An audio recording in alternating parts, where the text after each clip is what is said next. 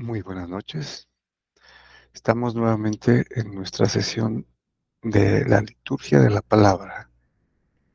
En esta fiesta, periodo de Pascua de Resurrección. Y hoy tenemos la liturgia del día martes de la segunda semana de Pascua. Muy bien, entonces vamos al misal que tenemos en la verdad católica que hemos utilizado desde Cuaresma, ¿no? Entonces tenemos martes 9, ¿no? 9 de abril, martes 2 de Pascua, digamos martes de la segunda semana de Pascua, ¿no? Bueno, entonces tenemos hoy la lectura primera del libro de los Hechos de los Apóstoles, capítulo 4, versículos del 32 al 37, que ya habíamos leído anteriormente una parte, ¿no? Bueno, comienza San Lucas, ¿no? Que es quien escribe este libro. Nos dice, la multitud de los que habían creído tenían un solo corazón y una sola alma. Todo lo poseían en común y nadie consideraba suyo nada de lo que tenía. Con grandes muestras de poder, los apóstoles daban testimonio de la resurrección del Señor Jesús y todos gozaban de gran estimación entre el pueblo. Muy bien, un solo corazón y una sola alma, ¿no? O un corazón y alma juntas, ¿no? O unificadas, diría el texto en griego, que es una referencia a la característica de la iglesia, ¿no? De ser una, ¿sí? Una, santa, católica y apostólica. Entonces ahí están los comienzos de la iglesia, ¿no? Todo lo poseían en común. Todos compartían, los que tenían más, pues, como veremos, ¿no? Dice, ninguno pasaba necesidad, pues los que poseían terrenos o casas los vendían, llevaban el dinero y lo ponían a disposición de los apóstoles. En otras versiones dice a los pies de los apóstoles, ¿no? Y luego se distribuía según lo que necesitaba cada uno. Entonces aquí tenemos ya la clarificación, ¿no? De que no pasaban necesidad, puesto que compartían de todos, ¿no? Porque eran uno solo, ¿sí? Un solo pueblo, un solo cuerpo, ¿sí?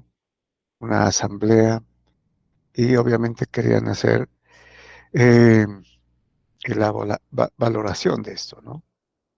Entonces, si eran uno solo, pues el que tenía más compartía, ¿no? Y entonces así no pasaban necesidad. José levita, nacido en Chipre, a quien los apóstoles llamaban Bernabé, que significa hábil para exhortar, tenía un campo, lo vendió y puso el dinero a disposición de los apóstoles. O sea, a los pies de los apóstoles, ¿no? Como dirían en otras versiones. Entonces, este José, a quien llamaban Bernabé, da el ejemplo, ¿no? Y es la ejemplificación de lo que hacían posiblemente muchos más, ¿no? Entonces él tenía un campo, lo vendió y el dinero con el producto de la venta lo dio a los apóstoles para que ellos dispusieran, ¿no? Entonces ahí podemos ver que los apóstoles en el inicio, en los inicios de la iglesia, pues también disponían, ¿no? Luego veremos que eso cambia. Em, y también veremos lo que pasa cuando hay gente, a diferencia de José, llamado Bernabé, quieren hacer trampa, ¿no? Bueno, muy bien. Vamos al Salmo responsorial. El Salmo responsorial, perdón, es el Salmo 92, que es un salmo de alabanza, ¿no? De acción de gracias también, ¿no? Por eso termina con aleluya. Dice el responso, el Señor es un rey magnífico, aleluya. Tú eres, Señor, el rey de todos los reyes. Estás revestido de poder y majestad. Tú mantienes el orbe y no vacila. Eres eterno y para siempre está firme tu trono. Muy dignas de confianza son tus leyes. Y desde hoy y para siempre, Señor, la santidad adorna tu templo. Bueno, entonces todo de alabanza, ¿no? Eh, Aquí importante el término confianza que hemos visto, ¿no?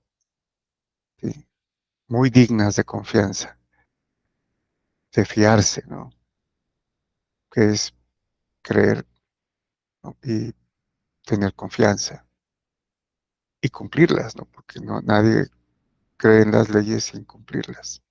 O sea, tenían que cumplir las leyes. Muy bien, vamos ahora al Evangelio. Tenemos el Evangelio según San Juan, capítulo 3, versículos del 7 al 15. Muy bien, este pasaje es también bastante conocido, ¿no? Sin embargo, tiene unas dificultades que ya veremos, de, que ameritan un poco más de reflexión, ¿no? Muy bien, entonces el contexto es que Nicodemo, que era, lo hemos visto, ¿no? En otras sesiones, es un judío, fariseo, de los principales, ¿no? Miembro del Sanedrín, o sea, muy importante, ¿no? Y él eh, cree en el Señor Jesús, ¿no? Y lo va a visitar por la noche para, pues, no estar en evidencia con los demás fariseos. Bueno, una vez ahí hay un diálogo, ¿no? Entonces empieza, en aquel tiempo Jesús dijo a Nicodemo, no te extrañes que te haya dicho, tienes que renacer de lo alto. Bueno, aquí podemos detenernos un momentico, ¿no? Porque tiene eh, algo más, ¿no? Que para poder luego tomar el sentido. Entonces, ya habían empezado, ¿no? El diálogo, pero aquí es importante porque en el versículo 7 ya le dice, ¿no? No te extrañes de que te haya dicho, tienen que renacer de lo alto. Entonces, renacer de lo alto es renacer del, del cielo prácticamente, ¿no? Que es una referencia directa al espíritu, como veremos, ¿no? Entonces, dice, el viento sopla donde quiere y oyes su ruido, pero no sabes de dónde viene ni a dónde va. Así pasa con quien ha nacido del espíritu. Bueno, etimológicamente inclusive, viento, ¿no? Eh, es la misma forma que el espíritu, que el soplo inclusive, ¿no? Recuerden el día de el primer día de la semana cuando el Señor resucita, eh, y se aparece, ¿no? Y sopla, dice. También etimológicamente, viento, eh, espíritu, neuma, ¿no? En griego. Pero en hebreo es similar, es ruaj, ¿no? Entonces aquí hace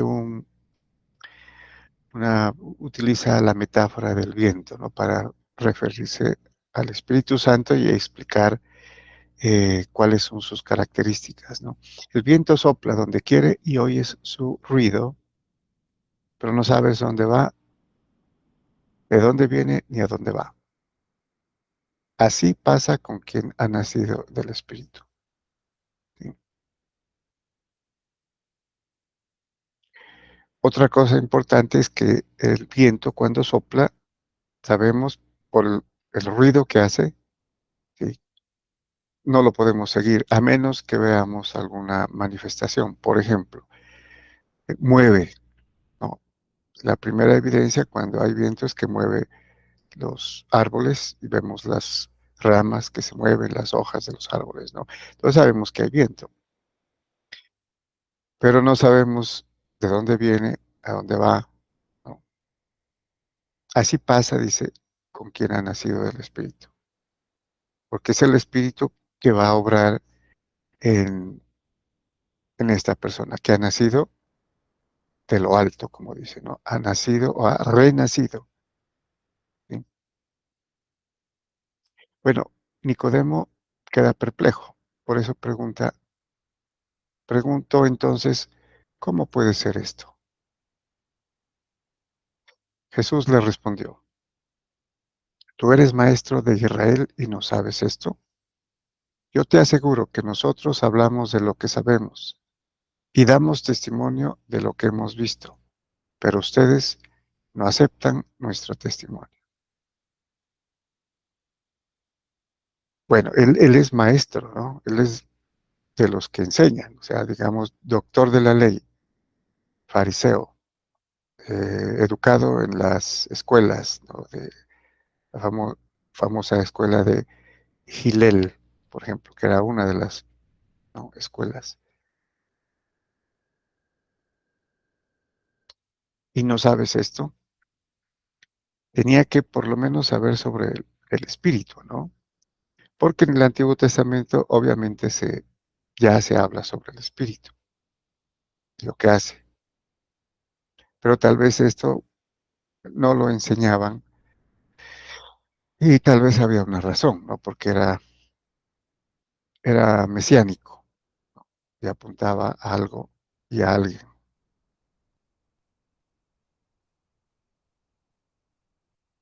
Otra parte importante es por qué utiliza Jesús aquí el plural, la tercera, la primera persona del plural, ¿no? Yo te aseguro que nosotros, ¿quiénes son?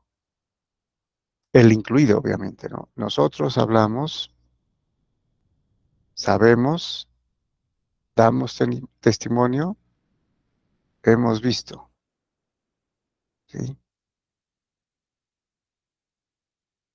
Y lo contrasta con ustedes.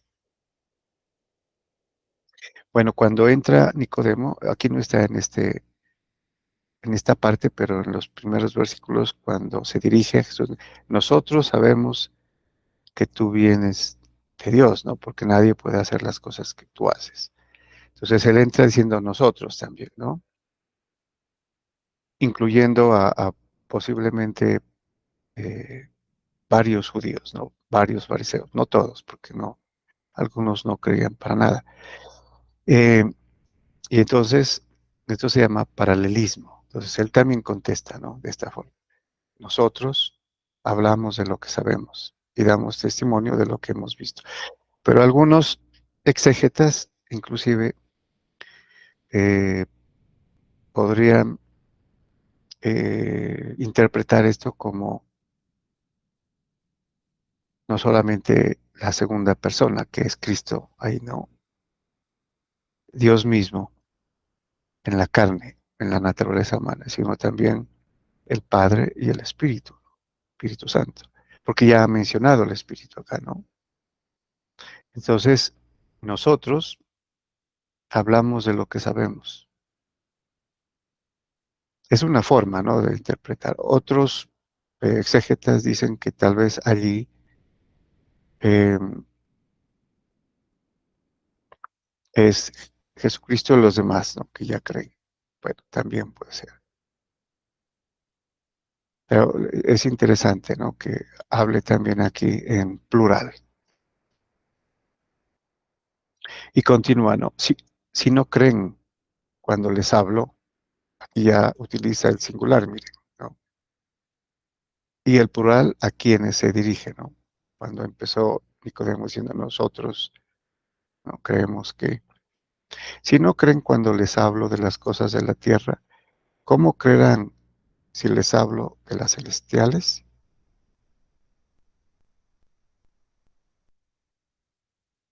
Bueno, nadie ha subido al cielo, sino el Hijo del Hombre que bajó del cielo y está en el cielo. Aquí es un muy enigmático, ¿no? Esta declaración de Jesús. Nadie ha subido al cielo, sino el Hijo del Hombre que bajó del cielo y está en el cielo. Entonces podemos, digamos, en un nivel no tan complejo, decir que esto lo ha dicho refiriéndose a la ascensión primero, ¿no? Si nadie ha subido al cielo, excepto el Hijo de Dios o el Hijo del Hombre en este caso, que es Hijo de Dios, Hijo del Hombre es Dios y hombre, ¿no? Que bajó del cielo, la encarnación. Entonces tenemos la ascensión, ¿sí?, que sería la consecuencia de la encarnación, ¿no?, que bajó del cielo y está en el cielo. Aquí es más difícil todavía, ¿no? Bueno, pero podemos entenderlo refiriéndonos a que Jesús, siendo Dios y hombre, ¿no?, que esa es la doctrina de la iglesia que enseña, ¿no? Es verdadero Dios y verdadero hombre. Al estar aquí en la tierra, hace 2000 años no dejó de ser Dios, ¿no? Ni tampoco dejó de estar en el cielo, con el Padre, con el Espíritu Santo, ¿sí? Entonces, sí presenta dificultad, obviamente, pero podemos entenderlo desde esa perspectiva, ¿no? Em, Porque le está explicando, ¿no?, que las cosas eh, fáciles, terrestres, ¿no? ¿Cómo podrán creer si les habla de las celestiales? Y aquí le está dando una prueba, ¿no? Un ejemplo. Estas son las celestiales. Posiblemente Nicodemo quedó más perplejo aún. Y continúa, así como levantó Moisés la serpiente en el desierto, así tiene que ser levantado el Hijo del Hombre, para que todo el que crea en él tenga vida eterna. Bueno, creo que este versículo lo habíamos eh, intentado explicar en una sesión anterior, ¿no? Entonces, en el Antiguo Testamento, en el desierto, cuando los israelitas empezaron a murmurar y a quejarse, ¿no?, de Moisés y de Dios, que iban allá al desierto a morir. Entonces, como castigo salieron serpientes, dice, y los mordieron, ¿no? Y muchos murieron. Pero luego eh, Moisés intercedió, ¿no? Y eh, Dios le dijo a Moisés, hazte un asta, ¿no?, un asta, o sea, un palo, y funde una imagen, una serpiente de bronce, y ponla en el asta, e ízala, ¿no? O sea, para que la vean. Y todo el que vea la serpiente se curará. Entonces, bueno. Aquí es también hay muchas preguntas, ¿no?, al respecto. Pero era digamos, una prefiguración, ¿no? Así como levantó Moisés la serpiente en el desierto, así tiene que ser levantado el Hijo del Hombre, en la cruz, ¿no?, obviamente. Entonces, el asta o la cruz con la serpiente sería una figura de eh, Jesucristo levantado, ¿no?, en la cruz.